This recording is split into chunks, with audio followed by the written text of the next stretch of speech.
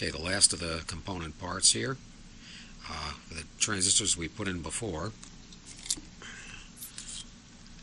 right here and here, going up like this.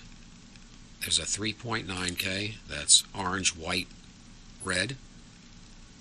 Then this is a 100 ohm, brown, black, brown, and another 3.9K. Over here is a 470 picofarad, very close to this resistor here. Another 470 picofarad right there, right the next part from the face of this transistor. Then we have a 22K, red, red, orange, a 680 ohm resistor right here. Your two diodes that were put in before. A 0.01 capacitor right here, and a 150 ohm resistor here, and a 150 ohm resistor right here. Two 4.7 ohm resistors here. These are the emitter resistors for the output transistors here and here. And the 0.047 capacitor that comes off these two resistors, and this is the actual antenna or RF output. Now, putting in the jacks, you'll notice that the board is scraped away down here. Be careful when you solder the wires on here that you don't short to ground. These the foil's been removed from this area, so you can tack solder it on here and here.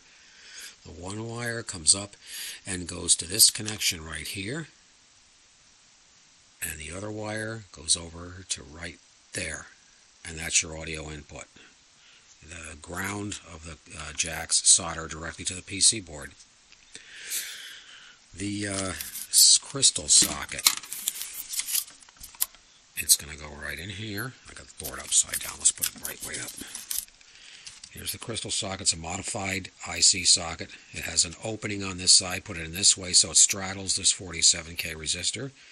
Now you can solder this capacitor. One lead solders on the top side of the board to the right-hand connection of this 47K resistor. The other end goes through that hole right there, and on the bottom, you bring the lead that you didn't clip before, or if you did clip it, just run another one up from here to the one terminal of the socket that comes through. There's only 3 terminals used on that socket.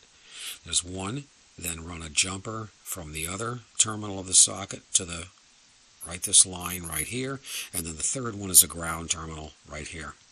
That's, as I say, the third pin of the socket is only used when you use a custom oscillator that uses 5 volts. For the crystal itself, it just plugs right into the front 2 terminals of the socket like this.